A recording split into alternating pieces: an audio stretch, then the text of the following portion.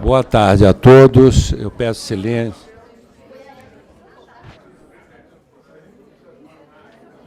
Aqui não tem uma campainha.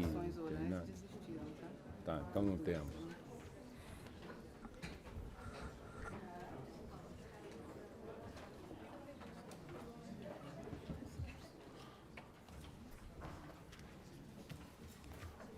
Boa tarde a todos. Eu saúdo inicialmente os conselheiros que integram o colegiado, ministra Maria Tereza, ministro Paulo de Tarso Severino, ministro Isabel Galotti, ministro Antônio Carlos Ferreira, desembargador federal Carlos Moreira Alves, André Fontes, Terezinha Caceta, Tom Flores e o desembargador federal Cid Marconi, vice-presidente da RF daqui da região.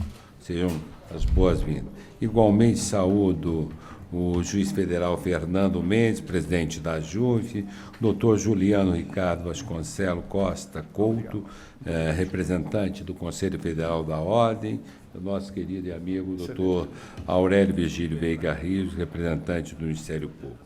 Saudar também a nossa secretária-geral, cumprimentar os servidores desta casa, Conselho, e saúdo também os senhores e senhoras presentes, advogados e advogadas presentes.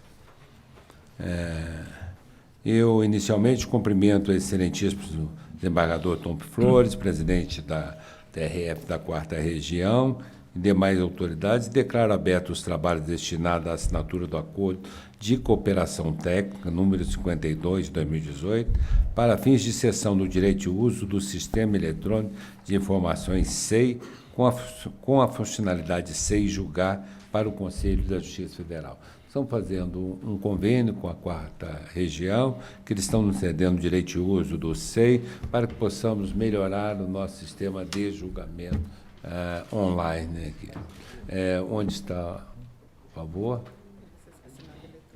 É uma novidade, nós vamos assinar eletronicamente. Convido, então, o desembargador.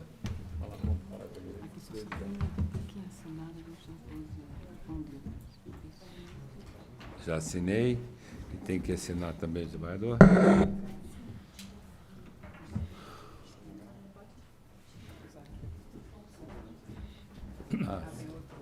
Tem. Então, assinado, eu agradeço mais uma vez a gentileza do Tribunal Regional Federal da 4ª Região, na pessoa do desembargador Thompson Flores.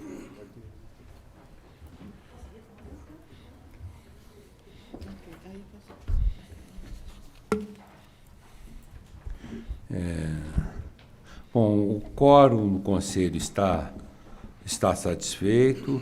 Eu vou submeter a ata da sessão anterior à aprovação do colegiado, já que foi disponibilizado o sistema eletrônico de sessões.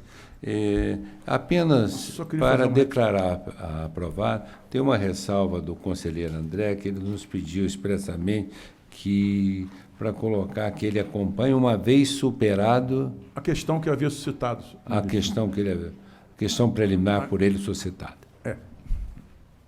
Então, corrigiríamos a ata e, no mais, declaro, então, se todos de acordo, aprovado.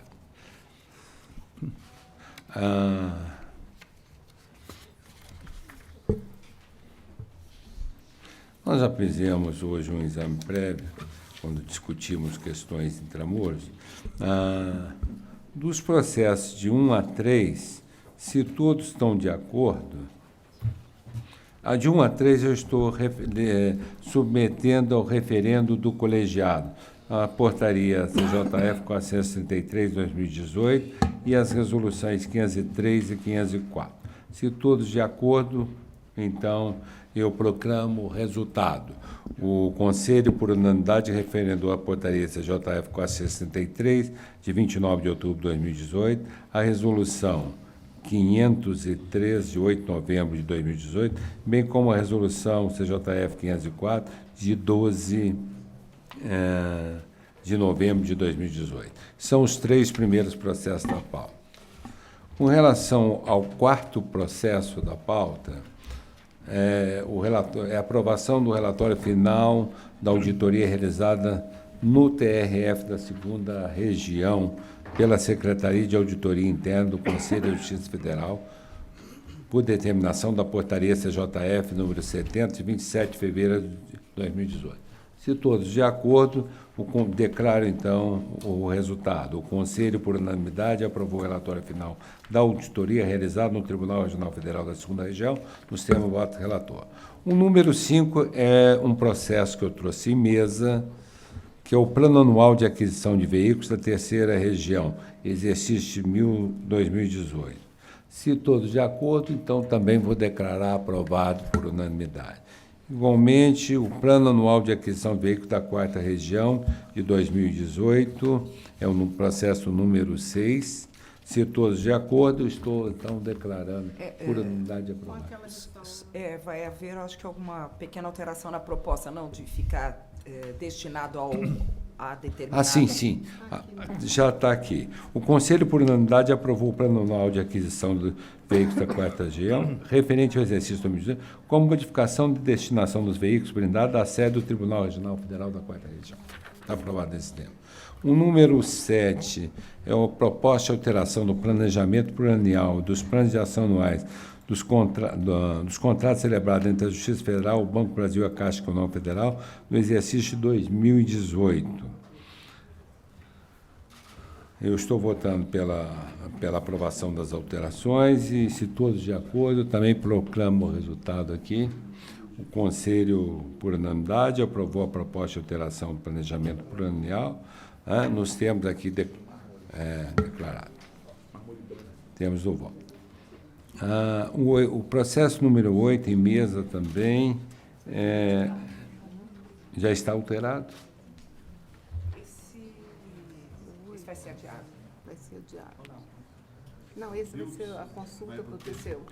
O número 8, que foi a questão da 4ª Região, foi a consulta do Tribunal Regional da 4ª Região acerca da possibilidade de adequação jurídico-legal em defragrar procedimento licitatório na modalidade concorrência, a fim de selecionar a melhor proposta com vista à construção de prédio em terreno pertencente à União, seguida de locação build to suite para sediar a subseção judiciária de Joinville.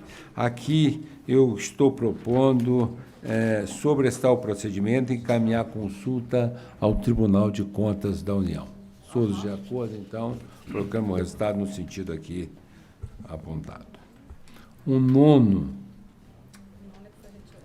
nós estamos adiando, né? Ele retirado de pauta. O nome está retirado. O 10º é um embargo de declaração oposto ao legislador federal Eustáquio Nunes Silva, em face da decisão proferida pelo colegiado na sessão de 11 de junho de 2018. Aqui o relator.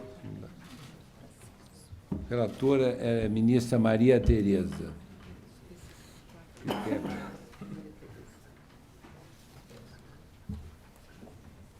Eu indago se é possível dispensar a leitura do relatório.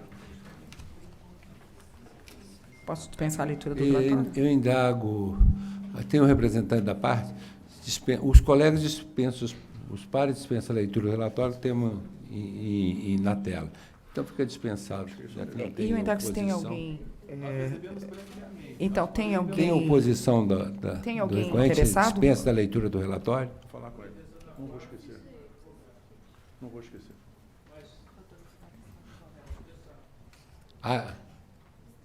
Dispensa? Então está dispensado. Bom, eu digo, em primeiro lugar, sobre o cabimento dos embargos de declaração. E, no presente caso, eu entendo que a decisão não é omissa. As teses levantadas pelo embargante foram suficientemente enfrentadas.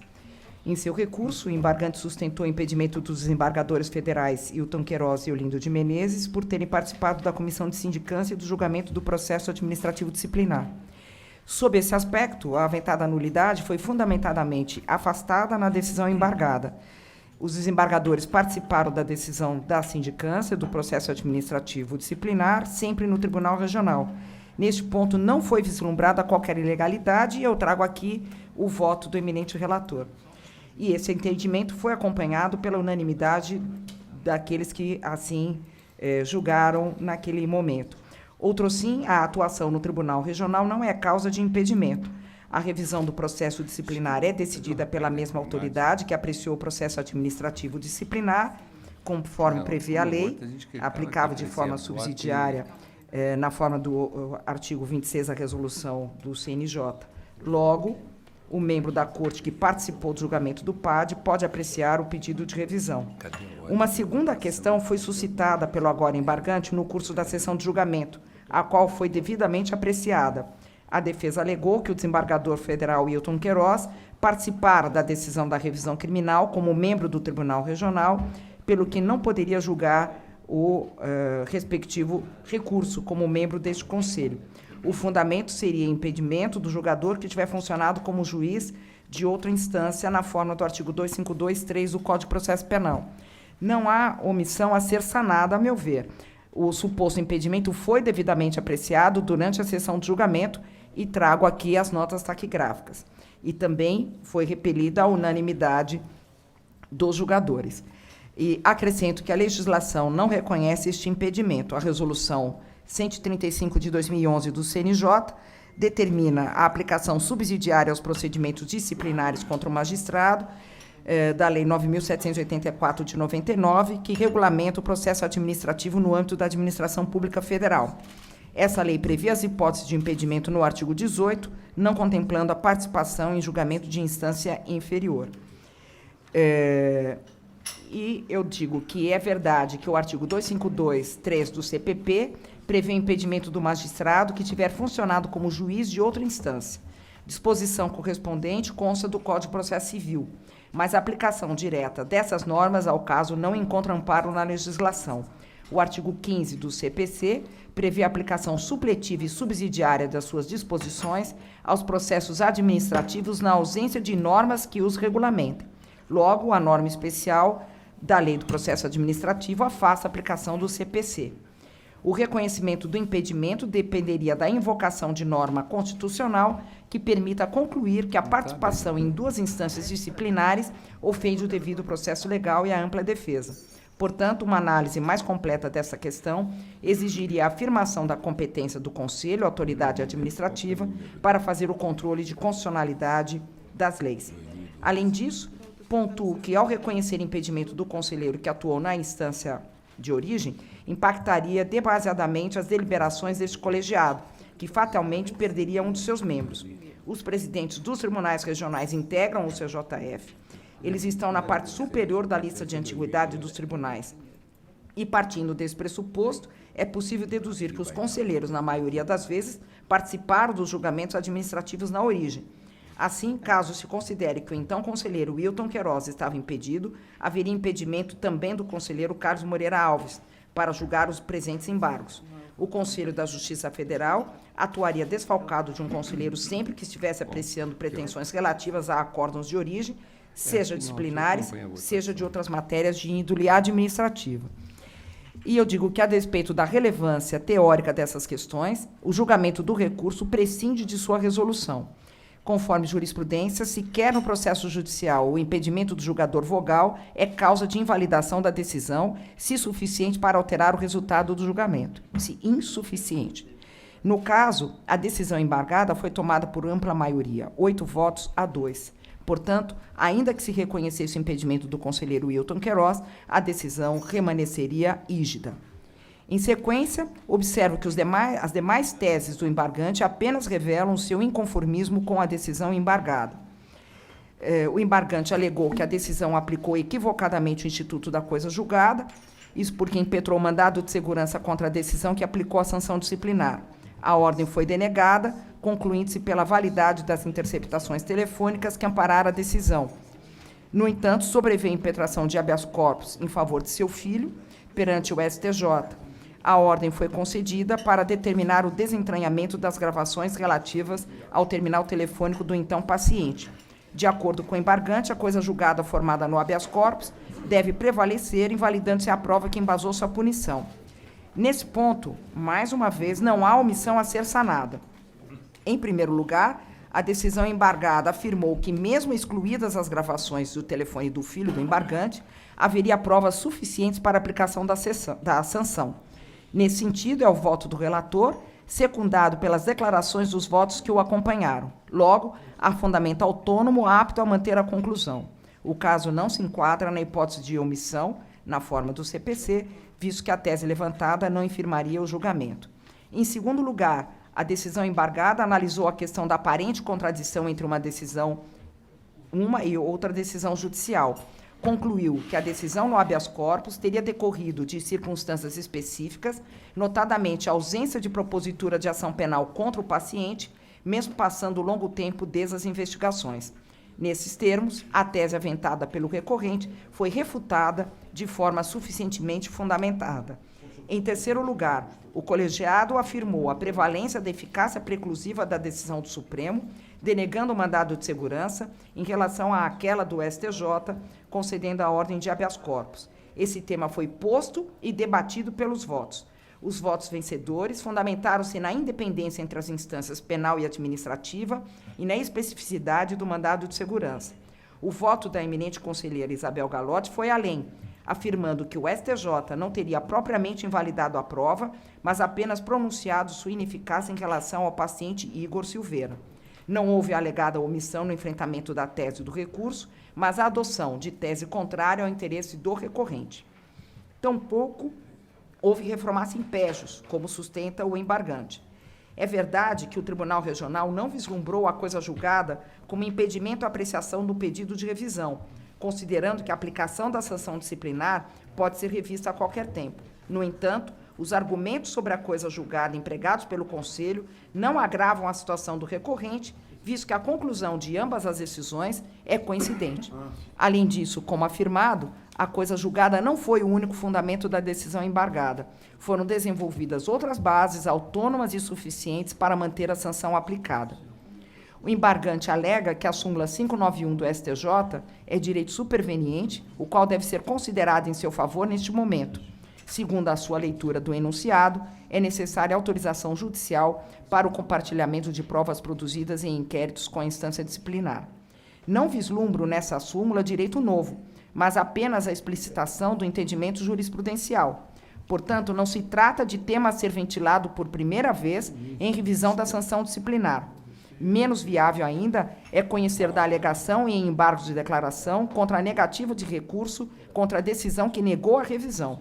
Ainda assim, eu traço, senhor presidente, algumas considerações e entendo que não é o caso de ser acolhido.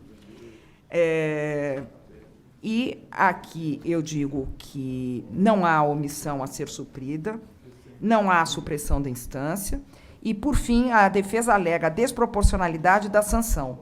Nesse ponto, a defesa faz crer ao ora embargante que o acórdão teria partido de premissa equivocada, no sentido de que a aposentadoria compulsória seria a única pena aplicável a desembargadores federais. A desproporcionalidade não é questão nova, passível de alegação no pleito revisional. A toda sorte, foi apreciada e refutada pelo colegiado. O voto do relator concluiu que a escolha e a adequação da sanção mais grave levaram em consideração de forma adequada as provas colhidas, a conduta praticada pelo ora recorrente, a confirmação das imputações e, consequentemente, a necessidade de responsabilização de seus atos. Asseverou-se que somente as penas de censura, advertência e remoção compulsória não seriam aplicáveis a desembargadores. Além disso, a Lei Orgânica da Magistratura não exclui a aplicação da pena mais branda do que a aposentadoria compulsória aos magistrados de segunda instância. O parágrafo único do artigo 42 exclui somente a advertência e a censura. Não há dúvida quanto à combinação da disponibilidade com vencimentos proporcionais. Assim, caso entendesse pela suficiência da pena mais branda, havia alternativa àquela que foi combinada. É certo que a Resolução 135 do CNJ não reproduz a limitação de aplicação de advertência e censura a magistrados de segundo grau.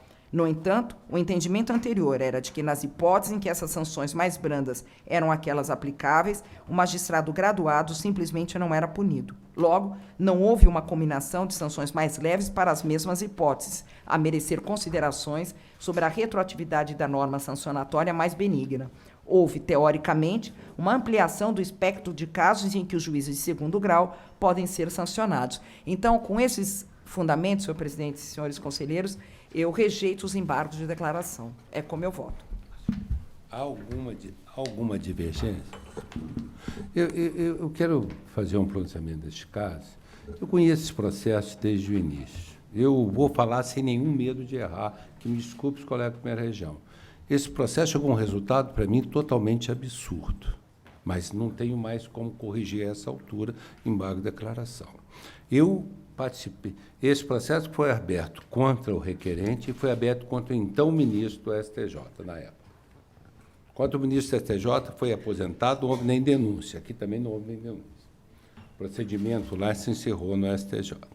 Na realidade, o requerente é acusado de advocacia administrativa porque teria instruído o filho a interpor um habeas corpus, conferido, ajudado a elaborar uma petição de habeas corpus, a ser interposta no Superior Tribunal de Justiça. Ele era desembargador do TRF. E a pessoa que ele estava ajudando era o seu filho.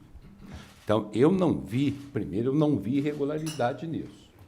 Foi gravado, isso tanto é que não teve nenhuma ação penal. O segundo ponto, se houvesse advocacia administrativa, seria no STJ, ele era desembargador de primeiro grau. É difícil caracterizar isso. O terceiro ponto é que isso jamais poderia dar uma pena de aposentadoria compulsória. Eu ouvi as fitas, a gravação, eu acompanhei esse processo desde o início. Nunca me conformei, mas nunca julguei, nunca chegou às minhas mãos. Essa questão parece estar lá no STJ, o relatoria do ministro Coutinho. Para mim, há uma divergência muito grande entre os fatos e os juízos de valor dos julgadores. A pena é, para mim, incompatível com o que ocorreu ou com a descrição dos fatos, desde o primeiro grau. O erro, para mim, veio desde o primeiro grau. Como foi o colega julgando, o excesso de pudor levou, a meu sentir, a essa decisão.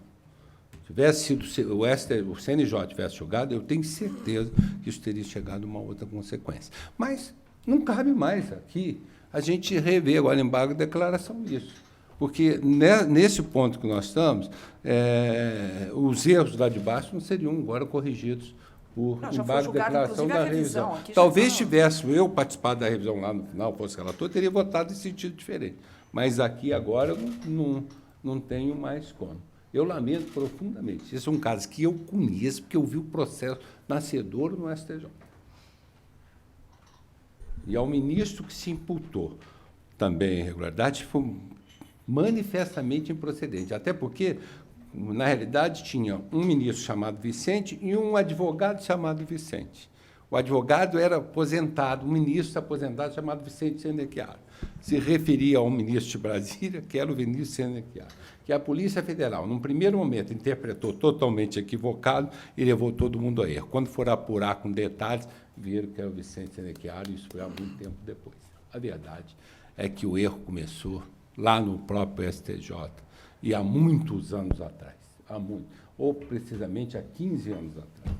Então, aqui não tem mais como corrigir, eu só posso lamentar. Agora, não há, e aqui eu quis examinar bem essa questão, para não, já que nós estamos antes, mas como omissão no julgado não tem.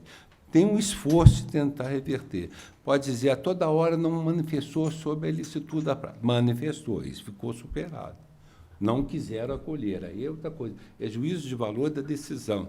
Mas não há mais omissão, a meu sentir, da leitura das peças dos autos. Por isso, eu vou lamentar profundamente, vou acompanhar, lamentar profundamente é o resultado final. Porque eu aqui, é um dos casos que eu vou morrer na minha vida, sendo testemunha de duas injustiças fragorosas. De uma juíza aposentada, compulsoriamente, que também nada fez, e do requerente. Eu nunca me convenci disso. Mas aqui não adianta falar, não sou eu julgadores dos julgadores do passado.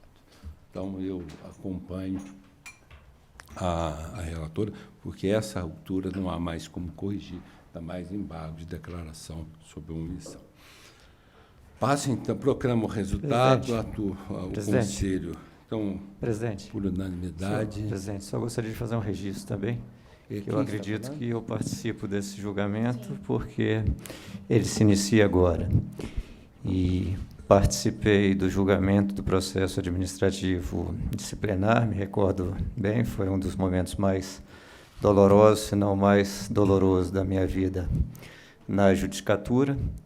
Não me recordo se participei do julgamento do processo de revisão, que é o de que se cuida aqui.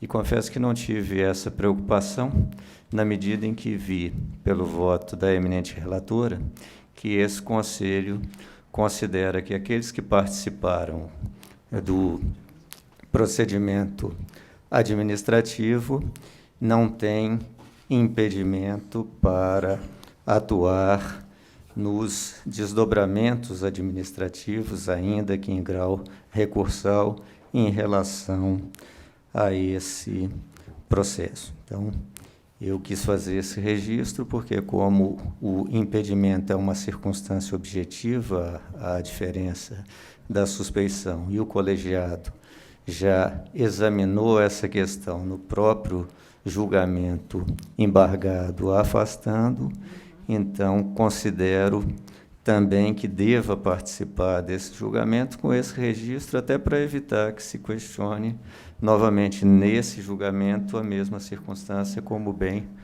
pontuou a eminente relatora. E como pontuado pela relatora, não alteraria o resultado em nenhum de todos os julgamentos. Então, Mas eu quis fazer esse registro para pontuar bem essa circunstância, além da circunstância de que examinei a questão, examinei o voto de Sua Excelência, também eu cheguei à conclusão de que não há nenhuma omissão aqui. E como é essa questão que está sendo discutida, nós não podemos sequer adentrar em eventuais resumes outros, como bem pontuou Vossa Excelência. Então, também eu, com esse registro, acompanho a eminente relatora. Então, proclamo o resultado.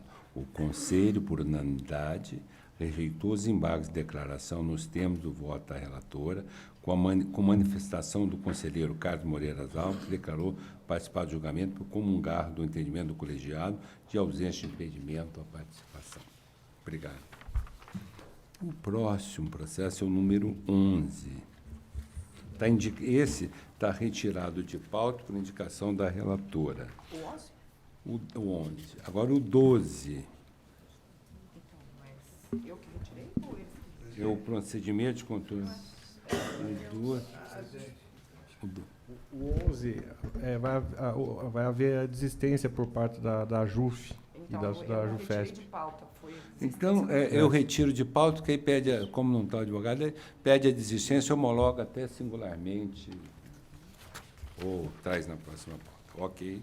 O 13. 12 havia pedido sustentação, mas parece que o advogado desistiu. Desistiu.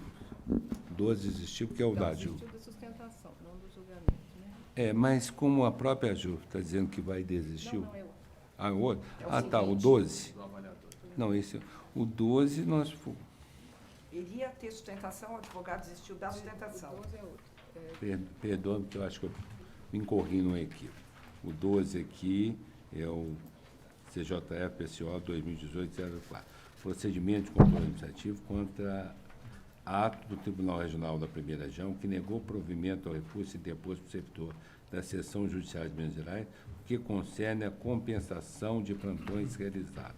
Esse processo é da relatoria da ministra Maria Tereza. E a ministra Maria Tereza está negando o provimento. Exato? Sim, estou negando o provimento. Negando. Há alguma divergência? Não havendo, então eu proclamo o resultado conforme aí, negado o provimento. O número 13 também é da ministra Maria Tereza. É o procedimento de controle administrativo, TRF1, que o juiz questiona a seleção para remoção externa. Termo final do prazo de congelamento de 12 meses, TRF1 considera a data da sessão de julgamento e não a data da inscrição. Discricionariedade do tribunal. Portanto, a ministra Maria Tereza também Estou julgando improcedente. está julgando improcedente. Todos de acordo, então, improcedente, no termos do voto da relatora. O 14...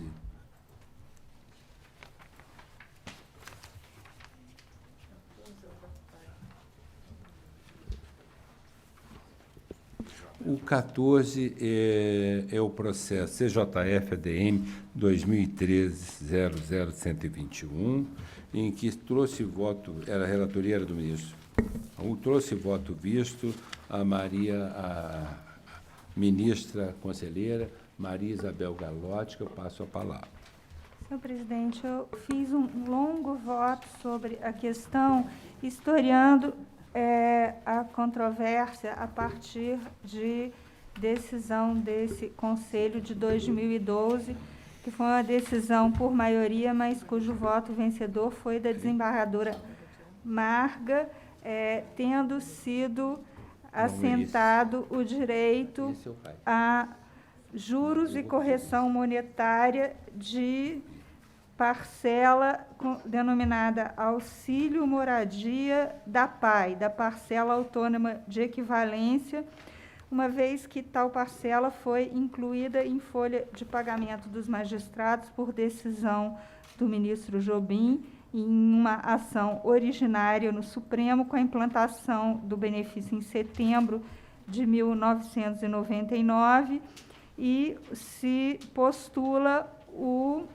o passado relativo ao período de janeiro a agosto de 1999, considerando que foi incluído, que foi pago um abono criado por uma lei posterior, a Lei 10.474 de 2002, em 24 parcelas, mas que esse abono ele absorveu apenas o principal dessa diferença e não apenas os juros decorrentes do não pagamento oportuno mês a mês dessa vantagem.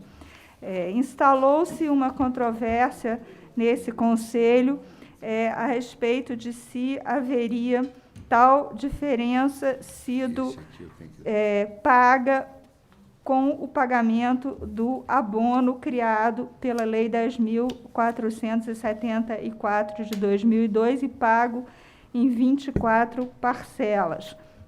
E se entendeu, primeiro, sob a relatoria da desembargadora Marga, que esse passivo de juros e correção não havia sido pago com o pagamento desse abono. Esse entendimento foi reiterado posteriormente sob a relatoria do conselheiro Hirose Tadaki, mas depois houve uma controvérsia trazida a respeito da fórmula de cálculo desses valores e também de questões tributárias relacionadas à incidência ou não de imposto de renda nessas diferenças, quando houve uma decisão de 2016 desse Conselho, que foi explícita no tocante à questão tributária, mas que redundou na homologação de cálculos da administração que tinham como pressuposto precisamente a tese vencida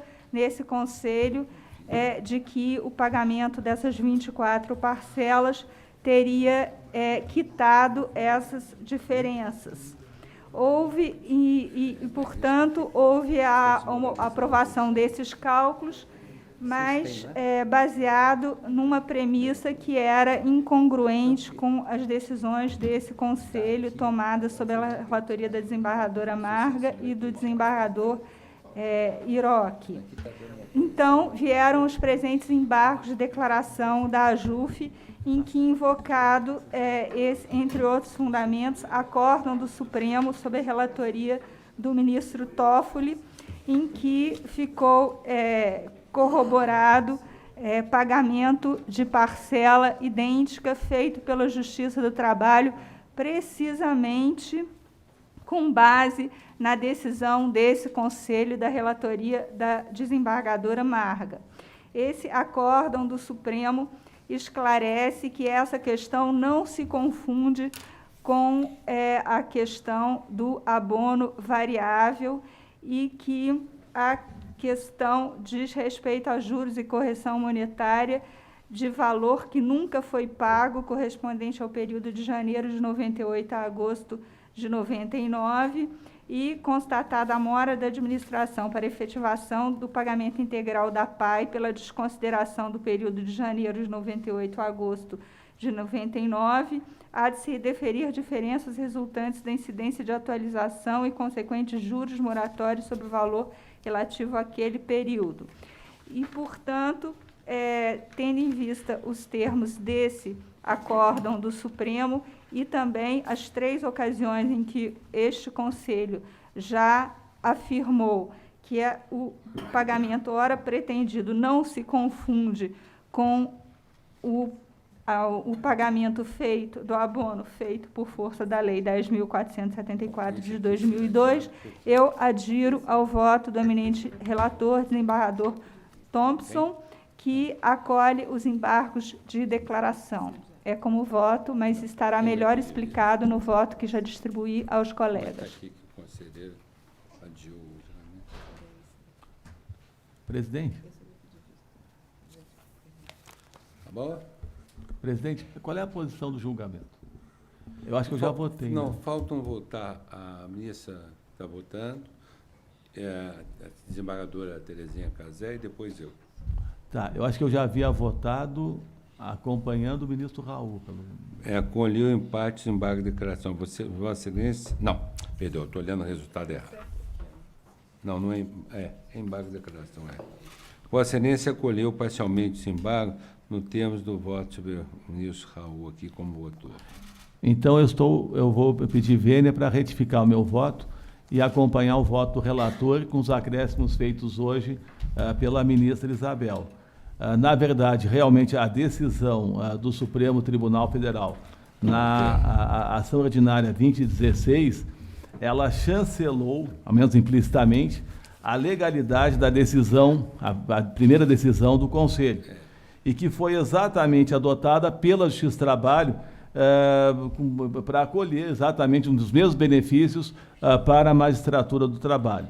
Então, diante da chancela pelo Supremo Tribunal Federal, resta apenas, então, dar cumprimento a essa metodologia de cálculo e que agora foi muito bem analisada no voto da ministra Isabel. Ela resumiu aqui, mas o voto tem 33 páginas, muito esclarecedoras a respeito da juridicidade do pleito. Então, com esses acréscimos, retifico o meu voto anterior, acompanho o relator com os acréscimos da ministra Isabel para rejeitar os embargos de declaração. Ministro, Senhor presidente, o conselheiro André Afonso também disse que... Eu havia já votado, antes, portanto, da apresentação do voto de Sua Excelência Ministra Galotti, Isabel Galotti, de uma maneira, mas eu fiquei muito impressionado e me convenci de que o voto de Sua Excelência nesta sessão é o voto correto. Não vou repetir, acho que não há necessidade disso, vou me reportar integralmente ao voto da ministra Galotti. Estou aderindo ao voto, retificando meu voto anterior. Ok. Como é que fica o resultado? Com essas duas retificações?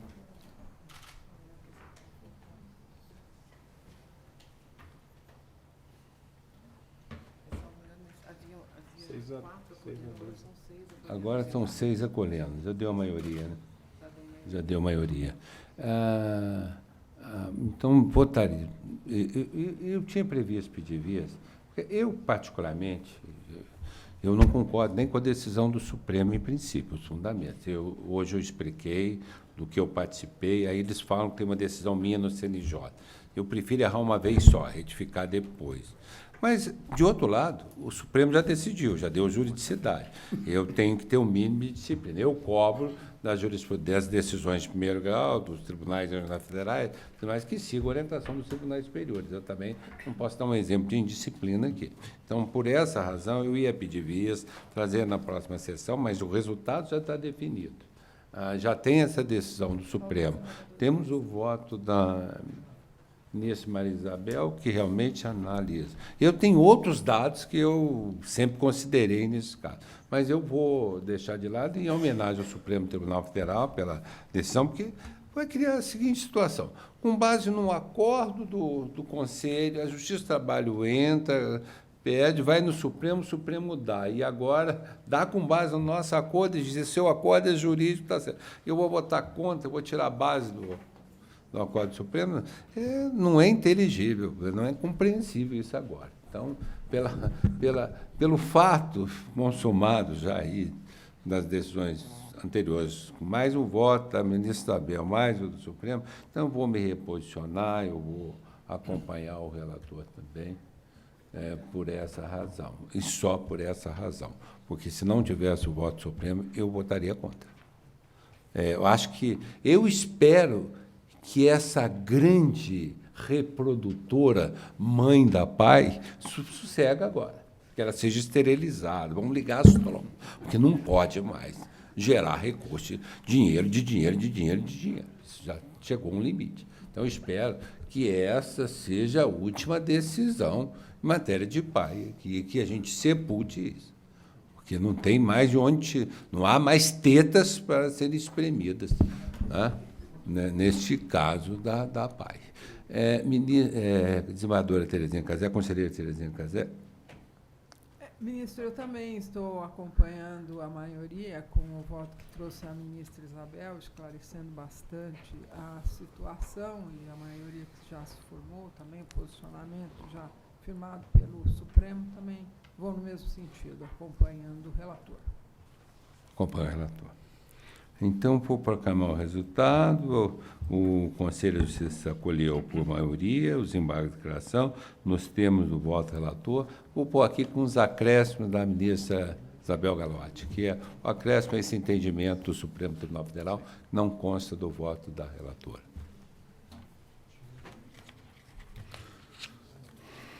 O número 15 é o CJF-PPN 2018-010, o Conselho, por indicação da...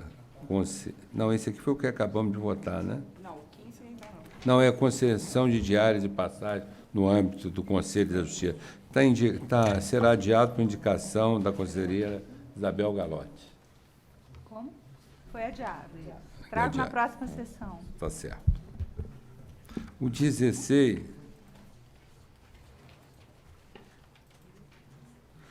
Consulta acerca da incidência do imposto de renda na fonte sobre a correção monetária e os juros de mora referente a pagamento em atraso de valores no próprio exercício anterior.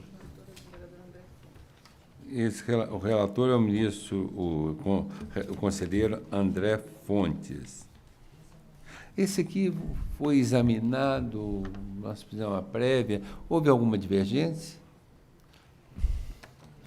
Ministro, eu peço licença para me pronunciar, dizer a Vossa Excelência, respeitosamente, que como o voto de 48 laudas está de maneira muito rígida tratando o assunto, acredito eu que talvez a apreciação feita por outro conselheiro desse os contornos mais adequados ao caso. E vou chamar a atenção pelo fato, diante de ouvir o voto da ministra Galotti, eu havia sido duramente contra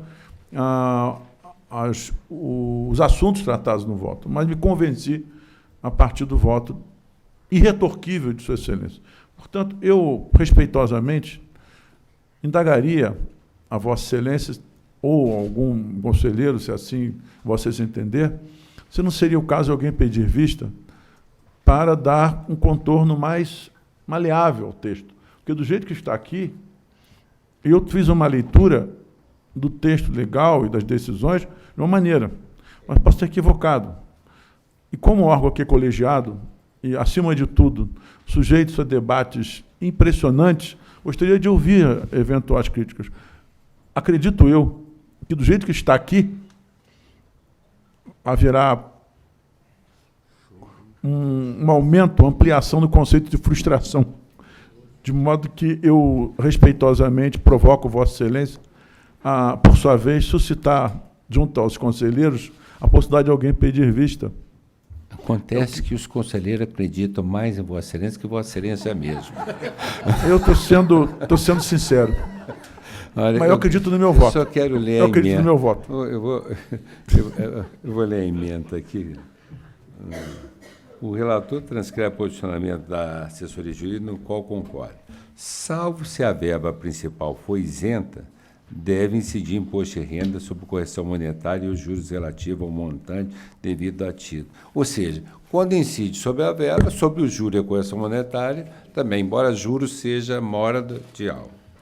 Agora, no segundo item, né, são isentos do imposto de renda, a correção monetária e os juros de mora incidentes sobre a verba principal isenta, ou fora do campo de incidência do imposto de renda, conforme a regra do acessório, segue o principal, nos termos da legislação de Rangel.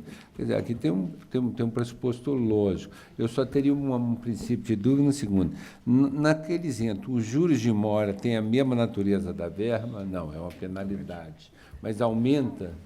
Não, aumenta em razão do tempo, uma indenização por causa do tempo também. Então, eu, em princípio, estou de acordo. A conselheira Terezinha Gazé? Nós estivemos conversando sobre o caso e ficamos assim, com alguma dúvida, embora parece-me que todos os... Então, Vossa Excelência...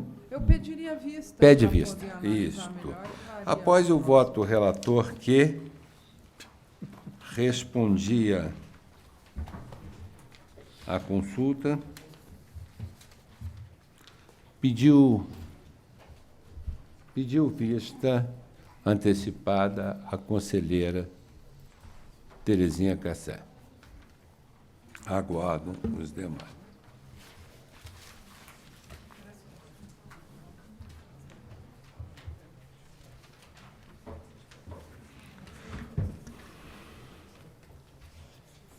Bom.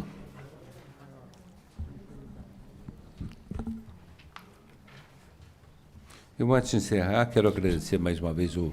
Senhor presidente, antes de Vossa Excelência encerrar, preciso dar uma informação a Vossa Excelência. Pois não. Eu cometi um erro. No início da sessão, eu pedi a Vossa Excelência, respeitosamente, que determinasse a retificação da ata por causa de uma questão suscitada. Fui chamado a atenção aqui, com toda a razão, de que Vossa Excelência, com a prudência e competência já conhecidas, já tinha mandado fazer isso, eu aqui não tinha visto, e estou me desculpando publicamente para manter tal como está os termos do voto, da certidão que Vossa Excelência mandou lavrar, com toda a razão. Então tá, você já Obrigado. está aí, porque eu não tinha ato na cabeça aqui, mas que eu tinha terminado a retificação no dia, me lembrava. Mas como equívocos acontecem, então não tem, está aprovada a ata, sem nenhuma ressalva. Eu me dago algum conselheiro quer usar a palavra, Ministério Público, AB, para alguma coisa, algum esclarecimento? Senhor presidente, Ministra Maria Tereza. Não, apenas a respeito da reunião do Centro Nacional de Inteligência.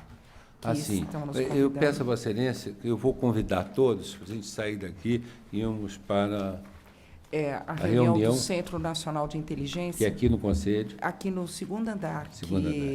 Gostaria, se possível, que nós conhecêssemos as pessoas e que pudéssemos apenas estar lá. Então, eu convido, mais do que convidar, eu peço que prestigiamos, venhamos a prestigiar lá.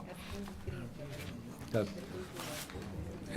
Nós vamos fazer um lanche e vamos lá. Ok, ministro? Vamos fazer o lanche. Bom, eu quero confirmar. Não acabou ainda não, ministro. As mulheres são muito apressadas. Eu quero confirmar a data da próxima sessão ordinária para o dia 17 de dezembro, às 14 horas. Então, a nossa próxima sessão fica marcada para o dia 14. Quero convidar os integrantes do colegiado, magistrados, diretores e os nossos advogados para o lanche na sala ao lado. Agradecer a presença de todos e declarar encerrada a nossa sessão. Muito obrigado.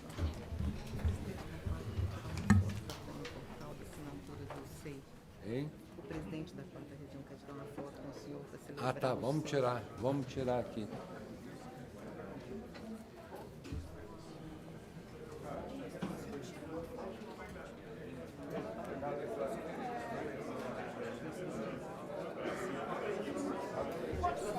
Até.